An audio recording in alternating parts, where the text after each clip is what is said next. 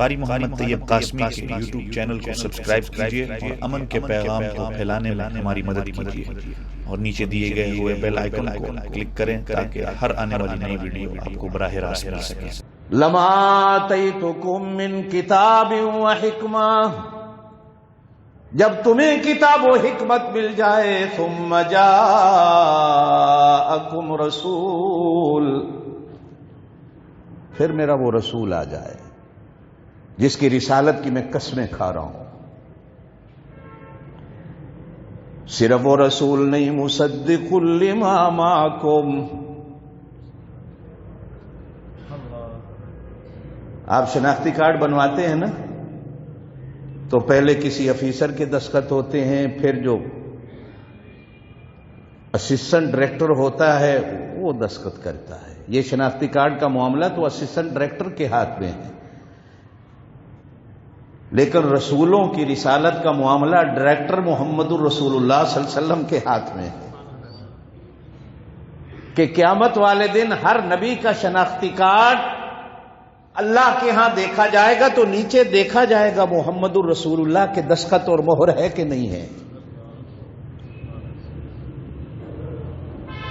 مصدق لما معکم، مصدق، یہ اور بھی کئی جگہ ہے قرآن میں کہ آپ صلی اللہ علیہ وسلم تصدیق، مہر لگانے والے ہیں ہر نبی کی نبوت پر۔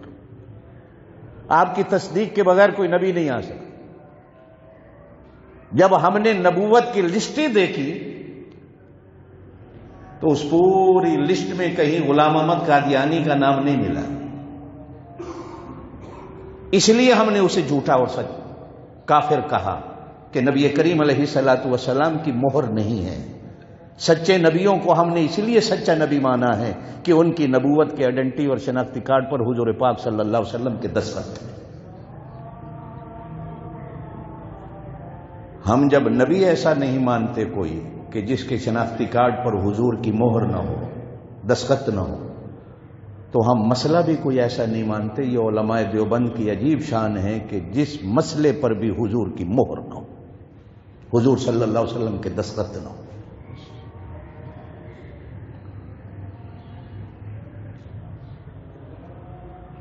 لَتُؤْمِنُنَّ بِهِ وَلَتَنْصُرُنَّهُ، وہ تمہاری تصدیق کرنے والا آئے گا، ایک وعدہ کرو کہ تم سارے اس پر ایمان لاؤ گے، وَلَتَنْصُرُنَّ، اور اس کے دین کی مدد کرو گے۔ آدمی غور کرتا ہے کہ حضور پاک صلی اللہ علیہ وسلم کے بارے میں تو قرآن یہ اعلان کر رہا ہے کہ سارے نبی ایمان لائیں، تو حضور پر ایمان کیسے لائیں گے؟ اللہ پاک نے معراج کی رات سب کو جمع کر کے حضور پاک صلی اللہ علیہ وسلم کی اقتدا میں کھڑا کر دیا۔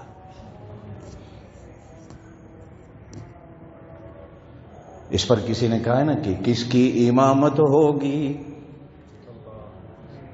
نبیوں نے جب یہ سوچا کس کی امامت ہوگی کہ آج کون نماز پڑھے، خدا کا پیغام لے کر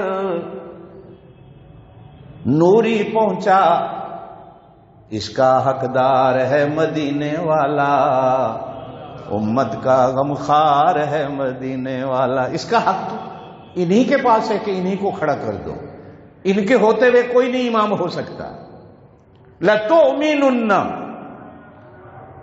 احادیث میں آتا ہے کہ موسیٰ علیہ السلام نے اللہ پاک سے کئی بار دعا مانگی، اللہ بے شک میں تیرا کلیم ہوں، لیکن تیرے محبوب صلی اللہ علیہ وسلم کی امت کی جو شان میں نے پڑھی ہے، میرا دل کرتا ہے کہ مجھے اپنے محبوب صلی اللہ علیہ وسلم کی امت میں پیدا کر دے۔ کہہ دو نا سبحان اللہ۔ اللہ کی قسم ہے کہ آج تک ہم لوگ اپنے مقام اور مرتبے کو نہیں جان سکے کہ اس امت کی شان کیا ہے، نہیں جان سکے، بس لڑائیوں میں وقت گزارے جا رہے ہیں، جھگڑوں میں وقت کو گزارے جا رہے ہیں۔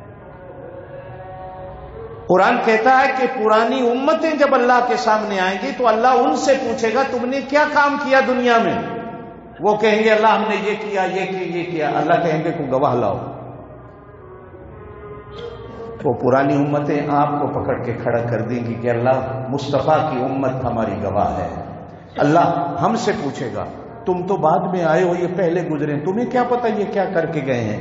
تو ہم کہیں گے اللہ ہم نے تو قرآن میں پڑھا تھا، تیرے مصطفیٰ کی حدیث میں پڑھا تھا، پرانی امتیں یہ کر گئی ہیں، اللہ ہماری گواہی پر پرانی امتوں کی جنت اور جہنم کے فیصلے فرما دیں.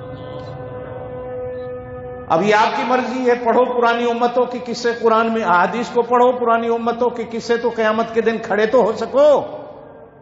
اگر ہم نے پڑھا ہی نہیں، سمجھا ہی نہیں، پرانی امتوں کی تاریخ ہی نہیں پڑھی، تو قیامت کے دن جب وہ آپ کو گواہ بنا کر کھڑا کر دیں گے تو آپ گواہی کیا دیں گے؟